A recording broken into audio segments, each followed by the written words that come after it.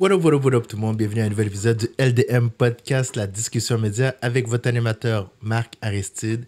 Aujourd'hui, un podcast court. Qu'est-ce qui a attiré mon attention? Deux nouvelles extrêmement stupides que je pensais pas que ça allait arriver back-à-back cette semaine. La première nouvelle archi-idiote, c'est que la mairesse de Longueuil, Catherine Fournier, a convoqué les médias. Les gens, ils s'inquiétaient. Même moi, j'avais une certaine curiosité. Tu sais, je ne suis pas trop la politique municipale, mais le fait qu'elle ait convoqué la presse, tu sais, je pensais que ça penchait plus vers peut-être une démission, peut-être quelque chose de grave était arrivé, peut-être qu'elle avait eu des menaces de mort particulières. Je sais pas. Tu sais, on s'attendait à quelque chose qui allait marquer les esprits, qui allait. Tu sais, comme. On pensait qu'elle allait convoquer les médias pour quelque chose d'utile. Et quand elle a fait venir la presse, la seule chose qu'elle a annoncée, en tout cas, la seule chose qu'on retient, c'est qu'elle se représente aux prochaines élections. C'est archi débile. Archi débile. Puis je peux comprendre pourquoi ça a été repris à Cube Radio, puis ça a été tourné au ridicule, parce que c'est stupide. On pensait vraiment qu'il y avait quelque chose de particulier à annoncer. Et il n'y avait rien. Imaginez-vous faire venir les médias et puis tout ce que tu dis, c'est je vais me présenter pour un deuxième mandat. C'est tout. Mais qui dans son équipe, qui dans son... Je sais pas si c'est chef de cabinet ou... Qui a pensé à cette idée-là? C'est à ne rien comprendre. À ne rien comprendre. La seule personne qui approuve cette stratégie, en tout cas, ce que j'ai vu aujourd'hui, c'est Christine Saint-Pierre, qui est journaliste de formation. Mais à part ça, il n'y a personne qui comprend c'était quoi le but d'agiter le monde comme ça. Tu sais, c'est une fausse nouvelle. Si elle savait déjà qu'elle allait se représenter, elle l'aurait annoncé à la fin de son mandat de toute façon. Ça, c'est un peu comme il y a je sais pas combien de temps, là, Paul Arcand avait annoncé 2 ans d'avance, il a dit dans 2 ans, je vais prendre ma retraite. Non, ou en tout cas, je vais quitter le 98.5. On s'en fout.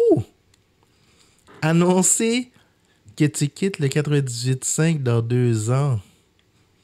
T'aurais pu le faire la dernière année. Je sais pas, il y a bien des gens qui s'en sacent, là. Fait que... oui, c'est bizarre. Jusqu'à maintenant, je n'ai pas checké ces derniers communiqués de presse pour savoir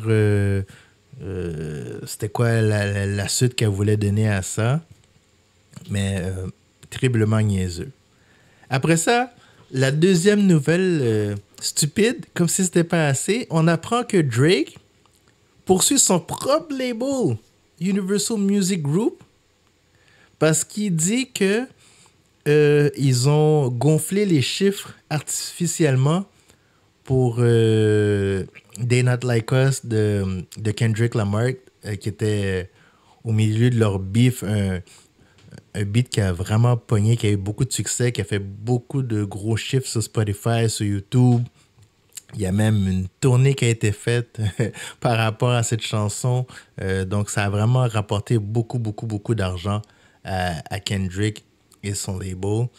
Puis là, Drake, il semble être incroyablement jaloux du succès de cette chanson-là. Kendrick en a même profité pour sortir un album surprise, GNX, sur Spotify. Fait que là, Drake, il rumine. Il est convaincu qu'il faut poursuivre UMG. Il faut essayer de donner de la misère à Kendrick pour que son succès s'arrête. Mais de ce que d'autres animateurs de podcast disent, puis je suis d'accord avec ça, c'est sûr que Universal Music Group, en tout cas, s'il veut parler de gonflement de chiffres, ils ont probablement fait ça avec Drake aussi pour qu'il se rende là où est-ce qu'il est rendu. Là, maintenant, détrompez-vous pas, là. Je dis pas que Drake a pas de talent. Non, Drake a quand même un don. Et il peut produire de la très bonne musique, là. Mais si tu exposes ça pour Kendrick, c'est pas mal sûr que ça va lui retomber dessus. Et j'essaie de voir dans quelle mesure Drake pourrait gagner cette cause en cours. Parce que là, il était censé avoir un contrat de 400 millions avec UMG. Mais là, si tu fais ça, est-ce qu'ils vont vouloir annuler le contrat? Je sais pas, on dirait que Drake n'a pas bien joué ses cartes. Je sais pas qui le conseille.